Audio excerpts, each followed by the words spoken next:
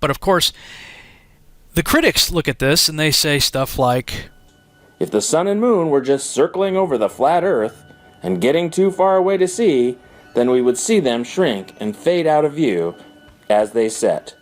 But we don't. Flat Earthers will show you videos where the sun appears to grow or shrink, but this is an illusion due to thick clouds. You can always see that there are clouds near the horizon when they try to show this. Normally, this illusion does not happen. oh, so he said that flat earthers are always hiding it behind clouds or whatever. Well, there's plenty of footage out there you can find where there's no clouds involved. This is from a really good video online you guys need to check out called Flat Earth Proof Sunset Off Pucket.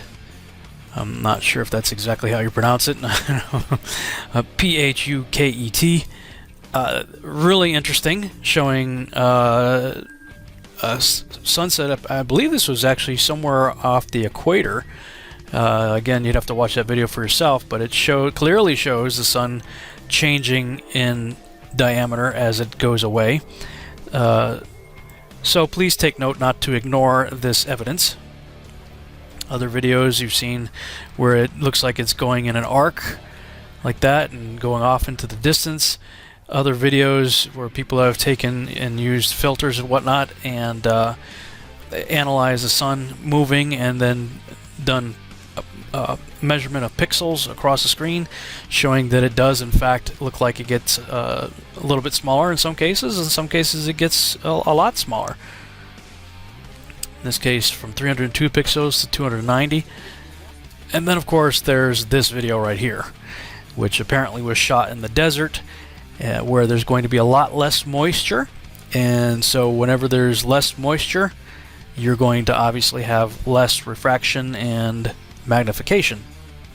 You don't get to pick the anomalies that seem to agree with your views and ignore the common observations that don't, and still call yourself an honest investigator. That is intellectually dishonest. So thinking about all this and thinking about what I had just shown you regarding atmospheric lensing, magnification, refraction, all that with regard to cities and objects at a distance on the land, I got to thinking, I wonder how this would work with the sun and moon. So this is what I came up with. I've got my magnifying sheet frame, and I created a little stand to paste the sun on it and keep it the same height over the flat surface of a table. So the sun is always going to be parallel with the surface. And check this out. Alright, here's the first test of a sun moving over a flat surface, and with no atmospheric magnification it does what we might expect it would. It gets smaller as it goes away from us.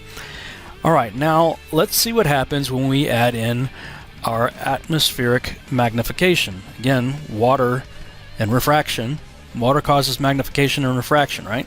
So let's bring the sun back. Oh, check this out. Refraction bends the light downward. It made the sun set on a parallel surface.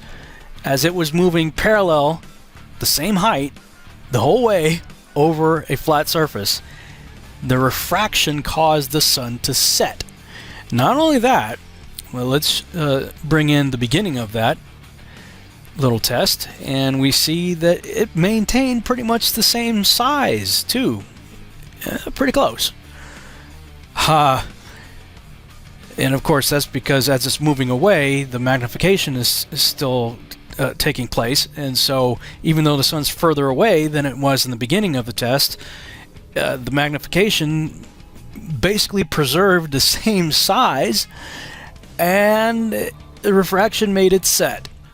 Of course, again, depending on how much moisture is in the air, we could see that the sun doesn't appear to change in size at all as it goes down.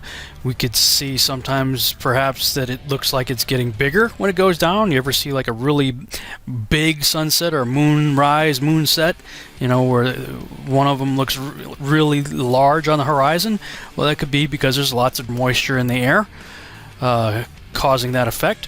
Or when there's less moisture in the air, obviously you won't have as much magnification taking place, and so it looks smaller as it goes away. So it's all relative to the amount of moisture that's in the air.